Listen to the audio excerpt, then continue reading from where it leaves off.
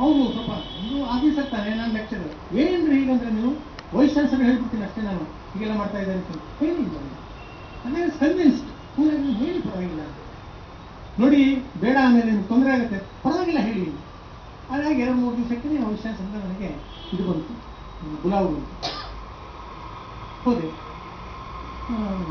ನಾನು ಹೊರಗಡೆ ಹೋಗ್ತಿದ್ದಾಗೆ you are mister Bhai ಅಂತ ಕೇಳಿದ್ರು. ಮೇಡಮ್ ಬಹಳ ಭಯ ನಮಗೆ ವೈಸ್ ಚಾನ್ಸಲರ್ ವಿಜಯರಾಮಂತರಿಗೆ, ಅವ್ರ ಬಗ್ಗೆ ಕಥೆಗಳೆಲ್ಲ ಇದ್ದು ಅಂತ ಗೊತ್ತಿಲ್ಲ, ಸ್ಟ್ರಿಕ್ಟ್ ಅದೇ ಭಾಳ ದೊಡ್ಡ ಮನುಷ್ಯ. ಹಾಗೆ ಅದು ಮಿಸ್ಟರ್ ಭಾಯ್ ಎಸ್ ಸರ್.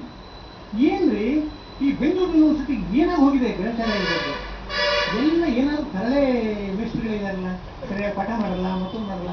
ಅದು ಏನ್ರಿ ಆ ಕೀರ್ತನೆಗಳನ್ನ ಮಾಡ್ಕೊಡಿ ಅಂತ ಕೇಳಿದ್ರೆ ಯಾವ ಮುಸಲ್ಮಾನ ಬಂದು ಏನೋ ಪದ್ಯಗಳೆಲ್ಲ ಸೇರಿಸ್ಬಿಟ್ಟಿದೆ ಅಂತ ಏನ್ರಿ ಇದೆಲ್ಲ ಹುಚ್ಚಾಟ?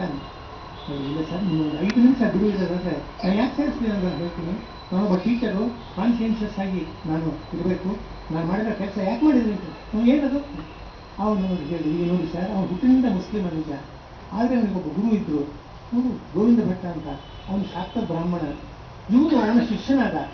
ಅವನು ಎಷ್ಟು ಅಂತಂದ್ರೆ ಅವನಿಂದ ಎಲ್ಲ ಹಿಂದೂ ಧರ್ಮದ ಎಲ್ಲ ಹಿಂದೂ ಪುರಾಣಗಳು ಮತ್ತೊಂದು ಎಲ್ಲ ವೇದಗಿರಿಗಳ ಸಂಬಂಧದ ಸಾರಗಳು ಎಲ್ಲವನ್ನೂ ಕಲಿತ. ಎಷ್ಟು ಅಂದ್ರೆ ಅವನು ಆ ಗುರು ಅವನಿಗೆ ಉಪನಯನ ಕೂಡ ಮಾಡ. ಇವ್ರು ಕೇಳ್ತಾ ಇದ್ದವರು, ಅವನು ನೀವು ಹೋಗಿದ್ರೆ ಇಲ್ಲ ಸರ್, ಕಳೆದ ಶತಮಾನದಲ್ಲಾಗಿತ್ತು, ನಾವು ಹೋಗಿರ್ಲಿಲ್ಲ. ಆದರೆ ಹೋಗಿದ್ದವ್ರು ಬಂದು ಹೇಳಿದ ಹಾಗೆ ಸಾಕ್ಷ್ಯ ಇದೆ, ಅವನದ್ದೇ ಪದ್ಯ ಇದೆ. ಏನ್ ಪದ್ಯ ಅದು? ಒಂದು ದಿವಸ ಗೋವಿಂದ ಭಟ್ರು ಅಲ್ಲಿ ಕಟ್ಟೆ ಮೇಲೆ ಕೂತಿದ್ದಾರೆ.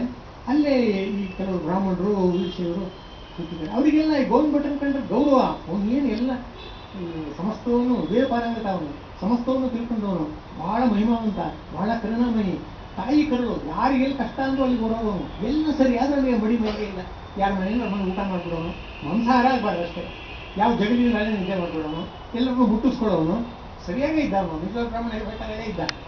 ಆದರೆ ಈ ಸಂಪ್ರದಾಯಸ್ಥ ಬ್ರಾಹ್ಮಣ ಇರ್ತಾರೆ, ಅವರಿಗೆ ಏನು ನಮ್ಮ ಬ್ರಾಹ್ಮಣ ಜಾತಿಗೆ ಇವನು ಮರ್ಯಾದೆ ತೆಗಿತಾ ಇದ್ದಾನೆ. ಅವ್ರು ಅಲ್ಲಿ ಕೂತಿದ್ದಾರೆ, ಒಂದು 4 ಜನ ಹಾಕೋದವರು. ಆವಾಗ ಭಟ್ರು ಅಲ್ಲಿ ಕೂತಿದ್ದಾರೆ, ಗೋವಿಂದ ಭಟ್ರು. ಆ ಕಡೆಯಿಂದ ಶರೀಫ ಬಂದ. ಅಷ್ಟೊತ್ತಿಗೆ ಶರೀಫ ಭಟ್ರ ಹತ್ರ ಬಂದಾಗಿತ್ತು. ಆ ಕಡೆ ದೊಡ್ಡ ಕಥೆ ಇದೆ, ಯಾಕೆ ಏನೋ ಒಂದು ಶಿಕ್ಷಣ ಅಂತ ಅದರಲ್ಲಿ ಹೋಗೋಣ. ಆಗ ಅವ್ರಿಗೆ ಈ ಶರೀಫನ್ನ ನೋಡಿದ್ರೆ ಅವನು ಓಡಾಡ್ತಾ ಇರೋ, ಚಲಿಸ್ತಾ ಇರೋ ದೀಪದ ಹಾಗೆ ಕಾಣ್ತಿದ್ದ ಅಂತ. ಈ ಹುಡುಗರಲ್ಲಿ ನಿಜವಾಗಿ ಬಹಳ ಆಳದಲ್ಲಿ ಅತ್ಯಂತ ಆಧ್ಯಾತ್ಮಿಕವಾದ ಒಂದು ಶಕ್ತಿ ಇದೆ ಅಂತ ಅವರಿಗೆ ಗೊತ್ತಾಗಿತ್ತು ಅಷ್ಟೊತ್ತಿಗೆ. ಅದಕ್ಕೆ ಅವ್ರನ್ನ ಬಹಳ ಹಚ್ಕೊಂಡಿದ್ದು ಉಚ್ಚೇಶ್ವರಿಗೆ. ಅವ್ರವ್ರು ನೋಡ್ತಿದ್ದಾಗೇನೆ ಬಹಳ ಶರೀಫ್ ಆಗಿ ಕರೆದು ಅವ್ನು ಕೂತ್ಕೊಂಡ್ರು ಪಕ್ಕ, ಅವ್ನು ಮೈ ಮುಚ್ಕೊಂಡೆ. ಈ ಉಳ್ಳೋರು ನೋಡಿದ್ರು, ಬೇಕಂತ ಈ ಭಟ್ಟ ನಮ್ಮನ್ನು ಚುಚ್ಚಕ್ಕೆ ಹೆಂಗೆ ಮಾಡ್ತೀಯ, ನಮ್ಮರಿಗೆ ಮೈ ಮುಚ್ಕೊಂಡು ಮಾಡ್ತಾ ಇದ್ದಾರೆ ಅಂತಂದು ಅವ್ರಿಗೆ ರೇಗ ಅವ್ರು ಹೇಳಿದ್ರು. ಭಟ್ರೆ, ಈ ತುರುಬು ಹುಡುಗನ ಕಂಡ್ರೆ ನಿಮ್ಮ ಮಗನ ನೋಡಾಗತ್ತಂದ್ರೆ ಒಂದು ಕೆಲಸ ಮಾಡಿ, ಅವ್ರಿಗೆ ಮುಂಜೆ ಮಾಡಿಬಿಡಿ. ಮುಂಜಿನ ಸಾಬ್ರ ಮುಂಜಿ ಅಂತ ಒಂದು ಇದೆಲ್ಲ ಇದೆಯಲ್ಲಪ್ಪ ವ್ಯಂಗ್ಯವಾಗಿ, ಅದನ್ನೊಂದು ಮುಂಜೆ ಮಾಡಿಬಿಡಿ. ತಕ್ಷಣ ಅವರು ಅಪರ್ತಿಭರಾಗ ಗೋವಿಂದ ಭಟ್ರು, ಹೌದಲ್ಲಪ್ಪ, ಏನು ಮಾತು ಹೇಳ್ತೀರಿ, ಎಂಥ ದೊಡ್ಡ ಮಾತು. ಈ ಊರಿನಲ್ಲಿ ಯಾರಾದ್ರೂ ಬ್ರಹ್ಮಜ್ಞಾನಕ್ಕೆ ಅರ್ಹನಾಗಿರುವಂಥ ವ್ಯಕ್ತಿ ಒಬ್ಬ ಇದ್ರೆ ಅದು ಈ ಶರೀಫ ಅಲ್ಲ ಯಾರು ಅಂತೇಳಿ, ಶರೀಫ ಬಾರವನಿಗೆ ಉಪನಯನ ಮಾಡ್ತೀನಿ ಅಂತ ಹೇಳಿ. ಶರೀಫ್ ಇದನ್ನು ನೋಡಿ ಗಂಗಾ ಹೋಗಿದ್ದ.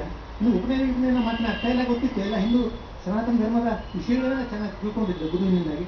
ಅವನು ಸೀದಾ ಹೋದ ಭಕ್ತಿಯಿಂದ ತಲೆಬಾಗದ.